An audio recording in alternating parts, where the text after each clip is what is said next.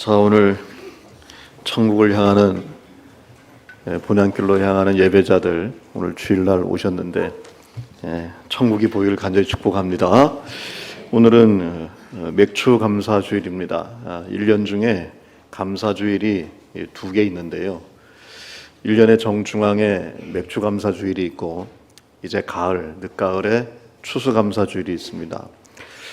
그런데 추수 감사 주일은 교회력에서 나온 주일이라기보다는 미국 내셔널 할리데이, 그러니까 미국 국경일 땡스기빙 데이를 선교사들이 우리나라에 와서 소개한 거죠. 물론 그 뿌리는 성경에 있습니다만은 실제적으로는 미국 선교사들이 땡스기빙 데이를 우리나라에 접목시킨 것이 추수감사주일이죠.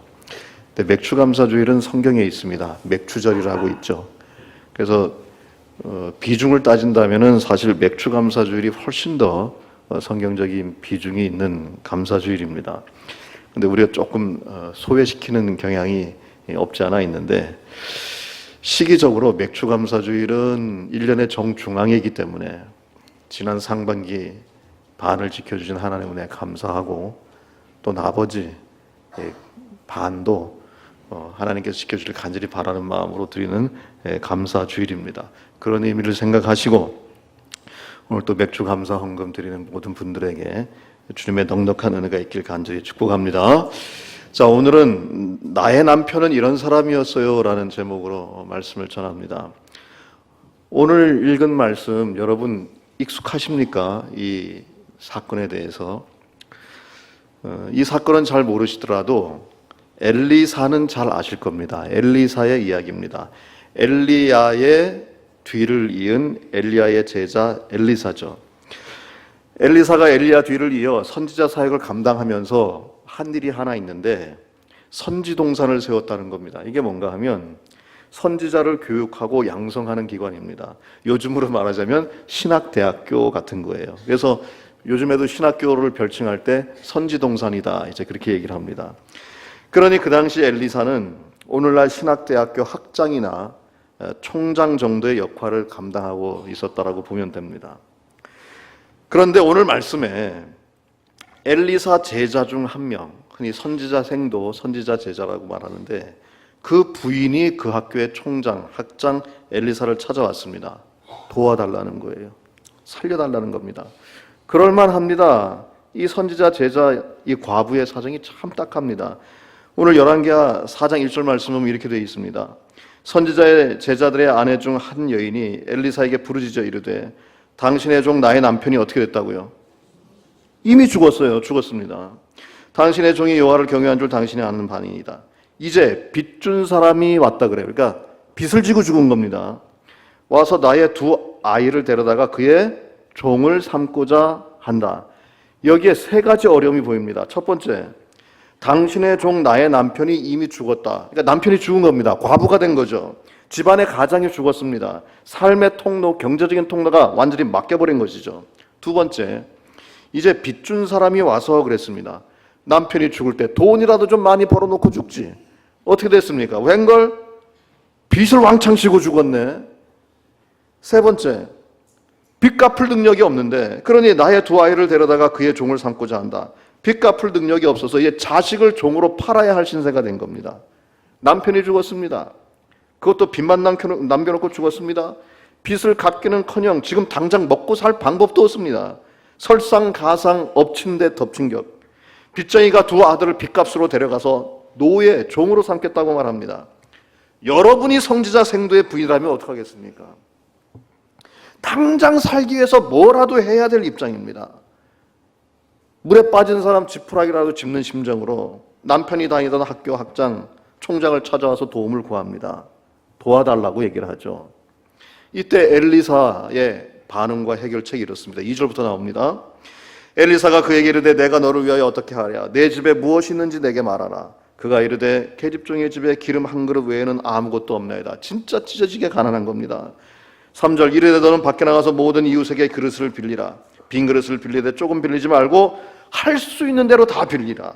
4절 너는 내 두 아들과 함께 들어가서 문을 닫고 그 모든 빌린 그릇에 기름을 부어서 차는 데까지 다 옮겨 놓으라 하니라. 5절 여인이 물러가서 그 두 아들과 함께 문을 닫은 후에 그들은 그릇을 그에게로 가져오고 그는 부었더니 그릇이 다 찬지라. 여인이 아들들에게 이르되 또 그릇을 내게로 가져오라 하니 아들들이 이르되 다른 그릇이 없나이다. 그러니까 빌릴 수 있을 때까지 다 빌려온 거죠. 그랬더니 기름이 곧 그쳤더라. 7절. 그 여인이 하나님의 사람에게 나아가서 말하니 그가 이르되 너는 가서 기름을 팔아 빚을 갚고 남은 것으로 너와 두 아들이 생활하라 하였더라. 할렐루야. 모든 문제가 한 번에 해결이 되었습니다. 이것이 하나님의 사랑입니다. 높고 넓고 깊고 너무나도 긴 영원한 하나님의 사랑. 오늘도 경제적인 문제로 여러 어려움을 겪고 있는 모든 분들에게 이 하나님의 은총이 있기를 간절히 축복합니다. 자, 엘리사가 왜 이렇게 도왔을까?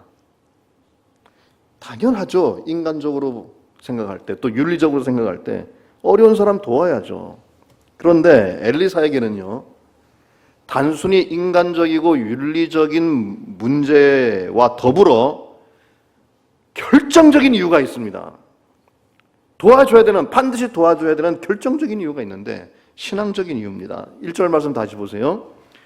선지자의 제자들 중 아내 중에 한 여인이 엘리사에게 부르짖어 이르되 당신의 종 나의 남편이 죽었는데 하나님 데려가신 거 어떡합니까? 그러나 기억해 주세요.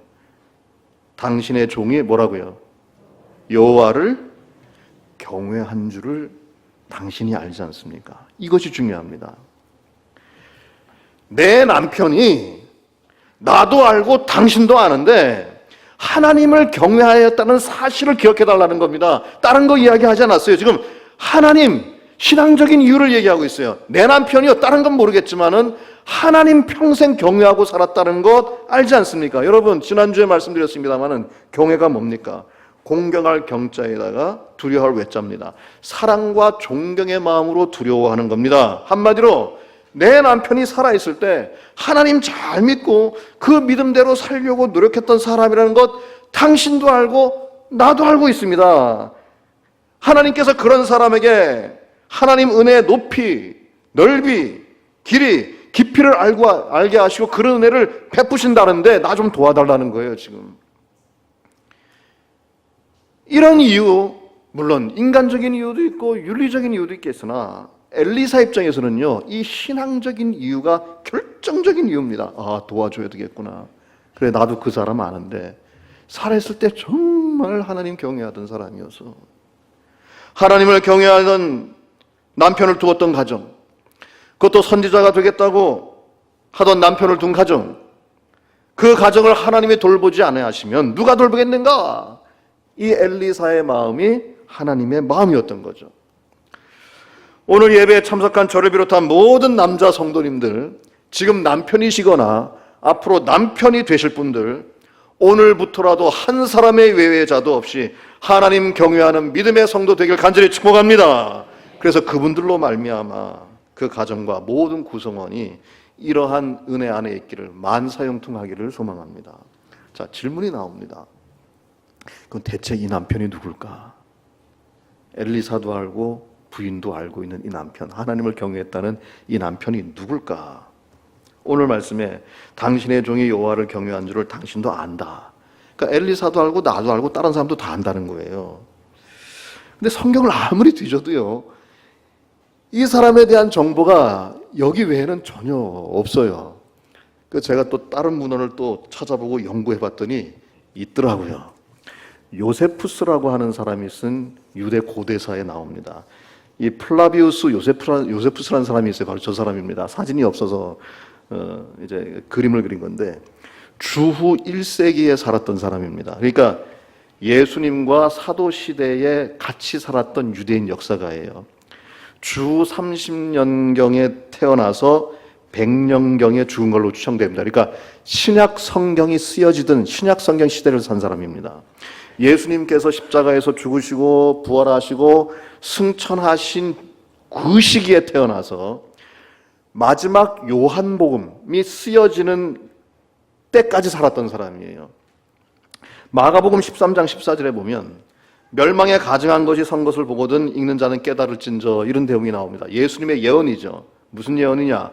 앞으로 예루살렘이 로마군에 의해 함락되어서 멸망될 것이라고 예언한 겁니다. 그리고 예수님의 예언대로 멸망이 되는데 그 멸망하는 장면을 똑바로 목격한 사람이에요. 그때 그 자리에 있었습니다. 그리고 그것을 유대 전쟁사라는 책에서 썼죠. 그러니 이 사람의 역사 기록은요, 상당히 믿을만 합니다. 예수님 시대, 사도 시대를 직접 살았던 사도행전에 기록된 그 시대를 살았던 사람입니다. 근데 그가 쓴 책이 유대 고대사라고 하는 책입니다. 주후 90년대 초중반에 쓰여진 책인데 요한복음보다 먼저 쓰여진 것 같아요. 그러니까 요한복음이 쓰여질 때 쓰여졌습니다. 성경은 유대인의 역사를 기록했는데 신앙의 관점에서 기록했잖아요. 근데 요세푸스는 유대의 역사를 기록하는데 일반 역사가의 입장에서 기록을 한 겁니다. 그러니까 성경 내용이 나오겠습니까? 안 나오겠습니까? 성경 내용이 나오죠. 그러나 신앙적인 해석이 없는 일반 역사가의 관점에서 쓴 기록만 나오죠. 그 책을 봤더니 거기에 이 선지자 생도의 남편이 누군지 나오는 겁니다. 바로 번역서가 있거든요. 이 책이에요. 이 책인데 이 유대 고대사 9권 제4장 2절에 보면 이야기하고 있어요. 제가 읽을 테니까 제 책 카피한 거 여러분 눈으로 보시기 바랍니다. 제가 읽어갈 테니까 잘 따라보세요. 성경에 따르면 엘리사에게는 이런 일이 있었다고 한다. 하루는 아합의 신하였던 누구? 오바댜라고 나오죠. 오바댜의 미망인, 그러니까 이제 부인이죠. 엘리사를 찾아왔다. 그녀는 엘리사에게 이같이 말하였다. 선지자께서는 제 남편이 아합의 아내 이세벨이 선지자를 박해하고 살해할 때 선지자들을 보호해준 사실을 모르시지 않으시겠죠? 제 남편은 선지자 100명을 숨기고 그들을 부양하느라 돈을 빌리지 않을 수 없었습니다. 그러므로 제 남편이 죽자 저와 제 자녀들은 채권자의 노예가 될 수밖에 없는 처지에 놓이게 되었습니다. 그러니 제발 제 남편을 생각해서라도 제 처지를 가련하게 여기시고 도와주시옵소서. 이 말을 들은 엘리사는 그 여인에게 집에 있는 것이 모두 얼마나 되느냐고 물었다. 이에 그녀는 병에 있는 약간의 기름 외에는 아무것도 없습니다라고 대답했다. 엘리사 선지자는 그녀에게 집에 가서 이웃에게 그릇을 많이 빌려다가 방문을 잠그고 모든 그릇에 기름을 붓도록 하시오. 그러면 하나님께서 기름을 모든 그릇에 넘치도록 채워주실 것이요 라고 지시했다. 이에 그녀는 선지자가 시킨 대로 이웃에게서 빈 그릇을 빌려와 기름을 부었다. 그랬더니 온 그릇에 기름이 가득하게 되었다. 그녀는 단 한 그릇도 남기지 않고 그릇마다 기름이 가득하게 되자 엘리사 선지를 찾아갔다. 그릇에 기름이 가득 찼다는 여인의 말을 들은 선지자는 기름을 내다 팔아 빚을 갚고 남은 것으로 생계에 보태도록 하라고 말했다. 엘리사는 이같이 그 여인의 빚을 갚게 해주었고 채권자의 성화에서 벗어나게 해주었다. 어디서 많이 본 내용이죠? 바로 몇 분 전에 우리가 성경을 통해서 봤죠. 근데 성경보다 훨씬 친근하고 친절하게 써놨죠. 그리고 성경에 없는 내용까지도 있는데, 자, 이 아내의 남편이 누구라고요? 오바댜인데 그 오바댜가 어떤 일을 했다고요? 이세벨 때에 선지자 100명을 굴에 숨겨줬다. 그렇게 얘기하지 않습니까? 근데 이 책에 보면 역자주라는 게 있어요. 그러니까 번역을 하잖아요. 번역을 하는데 번역은 원서를 번역하는데 번역하다가 요 대목은 내가 번역자로서 좀 더 추가해서 설명해야 되겠어 해서 각 줄 안에 번역자가 쓴 것인데 그것을 번역주, 역자주라고 해요. 이 책에도 있는데 그 역자주를 또 읽어드릴 테니까 이거 요세푸스가 쓴 글이 아니라 번역한 사람이 쓴 겁니다. 자, 이 여인이 바로 다름 아닌 오바댜의 미망인 아내였다는 사실은 갈대아 서기관과 랍비들과 다른 이들에 의해 확증되고 있다. 여기서 여인이 언급하고 있는 빚은 아합과 이세벨 시대의 선지자 100명을 50명씩 나누어 굴에 숨기고 떡과 물을 먹이느라고 그녀의 남편 오바다가 진 빚이 아닌가 생각된다. 열왕기상 18장 4장에 나와 있다 그러잖아요. 선지자 엘리사가 모세의 율법을 따라 그녀와 그녀의 아들이 채권자의 노예가 되지 않는 것을 막고 부채를 청산해 준 것을 볼 때 상황이 이랬었기 때문이 아닌가 확증을 갖게 해준다. 저는 이 내용을 사실로 믿는 사람입니다. 그래서 오늘 성경 말씀에 나와 있는 이 아내의 남편이 오바다였다고 전 믿고 주장하는 사람이에요. 그러니까 오바댜 누군가 하면요, 하나님을 경외할 수밖에 없었던, 또 경외했던 사람입니다. 성경의 증거가 어떻게 되는가 하면 열왕기상 18장 3절부터 4절 전체 화면으로 나옵니다. 아합이 왕궁 맡은 자 오바댜, 그러니까 오바댜는 아합 왕궁에서 신하로 있던 사람입니다. 오바댜를 불렀으니 오바댜는 뭐라고요? 여호와를 지극히 경외하는 자라. 이세벨이 여호와의 선지자들을 멸할 때에 오바댜가 선지자 100명을 가지고 50명씩 굴에 숨기고 떡과 물을 먹였더라. 이것은 열왕기를 기록하고 있는 성경 기록자가 기록한 거예요. 그런데 열왕기상 18장 12절에서 13절 보면 오바댜 스스로가 엘리야에게 말하는 장면이 나옵니다. 이건 오바댜가 엘리야에게 하는 얘기입니다. 내가 당신을 떠나간 후에 여호와의 영이 내가 알지 못하는 곳으로 당신을 이끌어 가시리니 내가 가서 아합에게 말하였다가 그가 당신을 찾지 못하면 내가 죽임을 당하리이다. 당신의 종은 어려서부터 뭐라고요? 여호와를 경외하는 자라. 이세벨이 여호와의 선지자들을 죽일 때 내가 여호와의 선지자 중에 100명을 50명씩 굴에 숨기고 떡과 물로 먹인 일이 내 주에게 들리지 아니하였나이까. 지금 성경 기록하는 사람도 그렇게 얘기하고 오바댜 스스로도 그렇게 얘기하고 있어요. 그런데 엘리야 시대가 지나고 엘리사 시대가 되었는데 이때 그 부인도 말하고 있습니다. 자, 보세요. 지금 전체 화면이 왕상 18장 3절과 4절 성경 기록자 여호와를 경외하는 자라. 보이세요? 보이시죠? 그 다음에 그 아래 왕상 18장 12절에서 13절 오바댜의 자신의 평가입니다. 여호와를 경외하는 자라. 보이시죠? 이 똑같은 내용을 누가 또 얘기하고 있는 겁니까? 그 부인이 엘리사 시대 가서 또 얘기하고 있는 겁니다. 오늘 열왕기하 4장 1절 보세요. 선지자의 제자들의 아내 중에 한 여인이 엘리사에게 부르짖어 이르되 당신의 종 나의 남편이 이미 죽었는데 당신의 종이 뭐라고요? 여호와를 경외한 줄 당신이 아시는 바니이다. 자, 눈여겨보세요. 아합이 왕국 맡은 자 오바댜를 불렀으니 오바댜는 여호와를 지극히 경외하는 자라. 성경 열왕기 기록자가 얘기합니다. 당신의 종은 어려서부터 여호와를 경외하는 자라. 오바댜 자신이 말하고 있어요. 당신의 종 나의 남편이 이미 죽었는데 당신의 종이 여호와를 경외한 줄 당신이 아는 바니이다. 오바댜의 부인이 오바댜 죽은 다음에 말하고 있습니다. 여러분, 성경도 말하고 오바댜 자신도 말하고 그 부인도 말하면 그 사람 어떤 사람이에요? 여호와 경외하는 사람입니다. 그러니까 그 당시에 오바댜 그러면 사람들이 척 생각나는 게 뭐예요? 아, 그 사람 여호와 경외하던 사람이다. 이순신 그러면 뭡니까? 나라 구한 사람. 오바댜 그러면 하나님 경외한 사람이에요.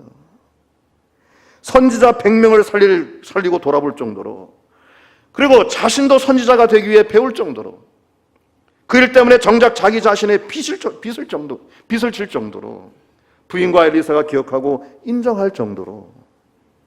그러니 엘리사가 안 도와주겠습니까? 인간적인 이유도 아니에요. 윤리적인 이유도 아니에요. 신앙적인 이유예요. 바로 여기에 엘리사가 이 선지자 생도의 부인을 반드시 도와줄 수밖에 없는 결정적인 신앙적인 이유가 있는 겁니다. 남겨둔 재산 하나 없이 빚만 주고 남편이 죽었어요. 빚을 다 갚을 능력이 없어서 자식들까지 이제 내다 팔아야 됩니다. 그 불쌍한 과부, 그 나약한 여인이 하나님과 하나님의 사람 앞에서 내세운 건요, 딱 하나밖에 없어요. 내 남편 죽었는데 하나님 경외하던 사람이었어요. 이거 기억해달라는 겁니다. 지금 그걸 담보로 도와달라 그러는 거예요. 그걸 담보로 도와달라는 겁니다. 나의 종 나의 남편이 이미 죽었는데 당신의 종이 하나님을 경외한 줄을 당신이 알지 않습니까? 다른 거 모르겠어요. 우리 남편 다른 건 모르겠는데 당신도 알고 나도 알고 하나님 경외하고 신앙생활 잘한 거 당신은 알고 있지 않습니까? 그러니 도와달라는 거예요. 이 말 외에 할 말이 없어요. 아니죠. 그 말만이 지금 자신과 자신의 아들을 살릴 수 있는 유일한 말이라는 걸 알고 있었던 거죠. 그런데 정말 그 말을 했더니 그 말이 그녀를 살렸고 두 자녀를 살렸고 가족 전체를 살렸습니다. 오늘 예배에 참석한 이곳에 저를 비롯한 모든 남자분들이요, 남편들, 앞으로 남편이 될 분들, 오늘 하나님께서 이 사건을 통해서 주시는 엄숙하고 거룩한 말씀을 잘 듣고 명심해야 됩니다. 하나님 경외하는 남편이 되어라. 하나님 경외하는 가장이 되어라. 하나님 경외하는 가장이 되어야 그 가정이 살고 그 가족이 산다. 심지어 그 사람이 천국 간 뒤라도. 오늘 설교 제목이 이렇잖아요. 나의 남편은 이런 사람이었어요. 과거형입니다. 뭐라고 답할 수 있겠습니까? 이렇게 답할 수 있길 바랍니다. 다른 건 모르겠는데요, 평생 하나님을 경외하던 사람이었어요. 남편 자랑하기 쉽습니까?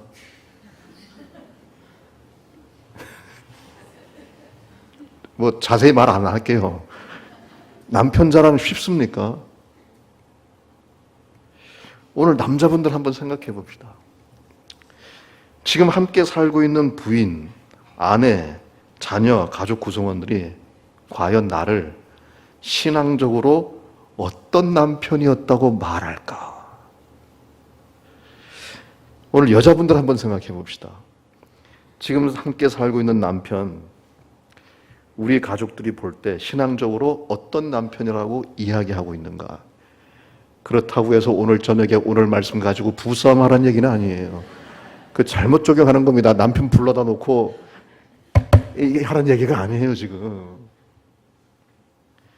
여러분, 우리가 살아있을 때뿐만이 아니라 심지어 우리가 죽은 뒤에라도 우리가 남겨주고 보여준 신앙의 모습이 과연 내 뒤에 남아있는 가족을 살릴 만한 하나님의 은혜를 충만히 받을 만한 것인가?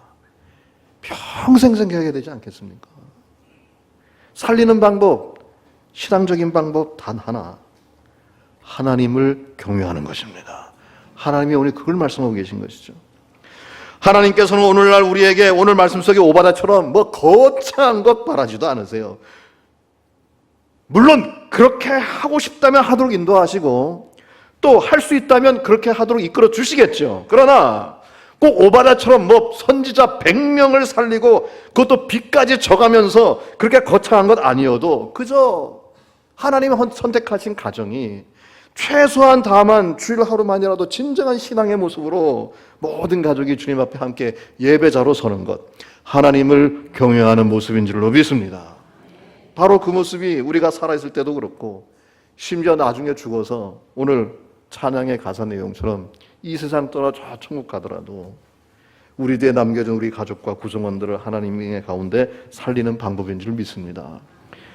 시편 37편 25절인데요. 우리 다 같이 한번 같이 읽겠습니다. 시작. 내가 어려서부터 늙기까지 의인이 버림을 당하거나 그의 자손이 걸식함을 보지 못하였도다. 믿습니까? 우리가 지금 사는 건요, 다 우리 부모님들이 기도한 덕택이고요. 또 우리 후손들이 잘 살 수 있는 것 우리가 기도해야 되는 줄로 믿습니다. 부디 오늘 말씀 듣고 다시 한번 하나님 경외하는 예배자로서 모든 가정에 결심과 다짐이 있기를 소망합니다. 그러면 선지자 100명을 숨겨 돌보는 것이 어떻게 하나님을 경외하는 행동으로 오늘날 적용되는지 이제 그 말씀을 드리려고 하는데 다음 주 이 시간에 말씀을 드리겠습니다. 그러니까 다음 주에도 빠지지 마시고 남편들 다 데려오시고요. 새롭게 예배하는 가정으로 거듭나는 귀한 시간 되길 간절히 축복합니다. 기도하겠습니다. 전능하신 이 하나님 아버지, 우리에게 가정을 주셨습니다. 또 가정을 만들기 위해 노력하는 사람도 있고 가족의 구성원들 건강하게 다 신앙생활하는 분들도 있고 또 먼저 천국에 보내고 천국에서 만날 날을 기대하며 신앙생활하는 사람도 있습니다. 어떠한 상황이든지 우리 가족 하나님을 경외하는 가족이었습니다. 그렇게 고백할 수 있도록 오늘부터라도 다시 한번 신앙의 옷깃을 여미고 예배자의 모습을 되찾게 하여 주시옵소서. 특별히 집안의 가장이요 남편 되시는 분들 얼마나 신앙의 책임이 무거운지 다시 한번 깨닫게 하시고 오늘도 눈물로 남편들의 신앙을 위하여 기도하고 있는 많은 주의 여종들을 기억하시고 그 가정 위에 주의 긍휼을 베풀어 주시옵소서. 우리 주 예수 그리스도 이름으로 기도하옵나이다. 아멘.